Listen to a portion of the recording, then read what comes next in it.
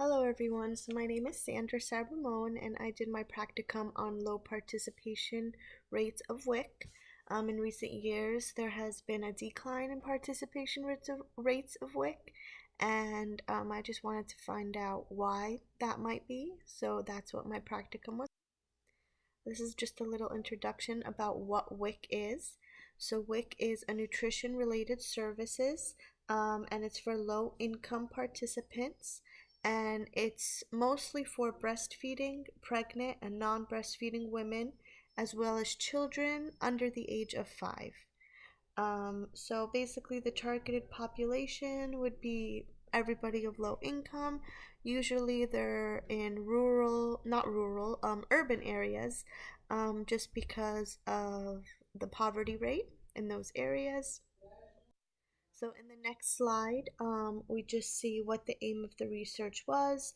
And basically, I have stated it before, the aim is just to find out why there has been a decline with WIC services and the dynamics behind it. So in the next slide, we see the research methods that were used. So basically published and unpublished studies, just addressing the nature of the participants in the groups, whether they're black, whether they're Hispanic, whites, what were they. Only relevant information was used, and we used internet searches to find out why the decline might have occurred. So this is another slide. On the next slide, we have just research methods that were continued. So basically, Google searches were used, policy briefs, dissertations, federal and state government resources, private organizations.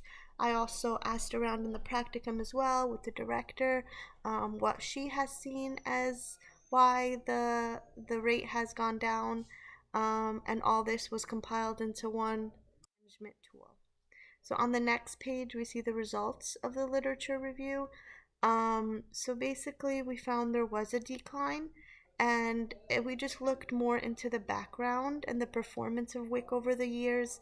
The eligibility criteria, sometimes what happens is that the income eligibility criteria is too low or maybe too high for some people.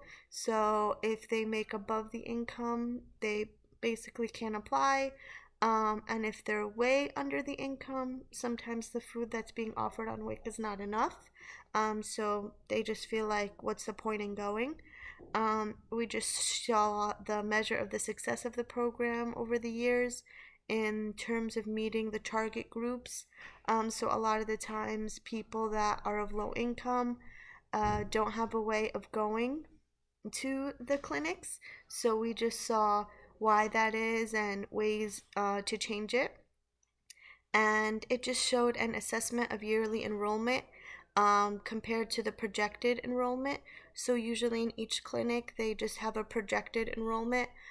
So it's in their grant of the next year. So they'll basically say our projected enrollment would be, let's say, 10,000, and we just see how many did end up going. So on the next page, we just saw some interferences that happened in the literature review. There was a section about birth weights of the child and the mother. So a mother that was on WIC, we just saw that if the birth weight of the infant was higher or lower if she's not on WIC. And then we just saw the likelihood of an infant to be in a natal care intensive care unit. So if she was on WIC, was the child in the NICU? Were they not in the NICU? And then we saw the mother's birth weight or pregnancy weight when she was pregnant, and if she was on WIC, was her pregnancy weight higher, lower? Did it make an effect at all? So on the next slide, we see the positive impacts of WIC. So basically, we did see that the supplements in the foods that were offered were essential for the growth, especially during pregnancy. It also showed that it enhanced the healthcare access, and it also provided health referrals to the participants. We also saw that there was an increase in birth weights of infants by mothers who were on the program. and the general health of children and mothers were higher when they were on WIC. So on the next slide, it just shows major findings. So there were basically environmental factors that occurred. So basically, families that were in rural areas were more stable than those in urban areas, so they did not really apply to it. Therefore, the participation rates did go down. Let's say they were income eligible and they were in rural areas, they might just think they don't really need it, or they don't want to look bad in a way, so they just don't really go. There was also population demographics. So white communities usually do not go to WIC. In regards to those that were Hispanic, they usually do. Blacks usually do. But whites, there was a decline in whites. They don't usually show up to WIC. Family structures were also a factor. Parents that were of single families did go to WIC more than those that had the mother and the father in the household. Both parents usually make more money in a way, or they feel they are more stable, and therefore the parents don't take the children to WIC. There were also social factors in terms of employment and education. If somebody is employed and is educated, they usually feel that they don't need WIC, therefore they don't go, dropping participation rates. There was also cultural beliefs. Some cultures feel that they don't need government benefits, or maybe the food was nothing they would eat, so they don't usually show up and they don't usually go. There was also some government policies. For instance, WIC has changed its milk. They were giving children 2% milk for a while, and all of a sudden they switched and gave them 1% milk. So what ended up happening was a lot of people dropped out of the program because of that policy, and therefore they just didn't go anymore. Some recommendations for improvement on the program would just be increasing awareness from government agencies and stakeholders.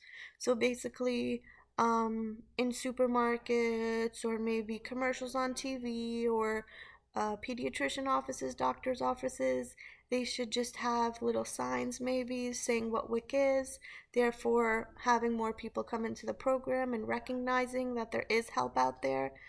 Um, so just giving blacks, especially Hispanics, more of a chance to sign up for WIC, maybe opening up more clinics in urban areas just so they can get there more easily. Try to just reduce the cultural barriers, so maybe offering different food items to maybe those that are vegan per se and they can't have many milk or dairy products. Just try to reduce the strict laws that we have in the government for WIC. So maybe just try to make it easier, maybe giving them that option to get the 2% milk rather than the one.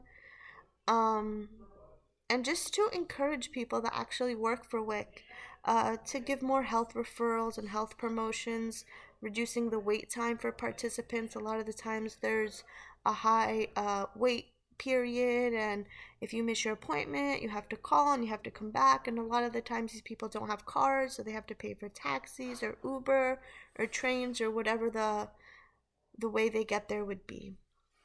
So on the next slide, I just have the little conclusion.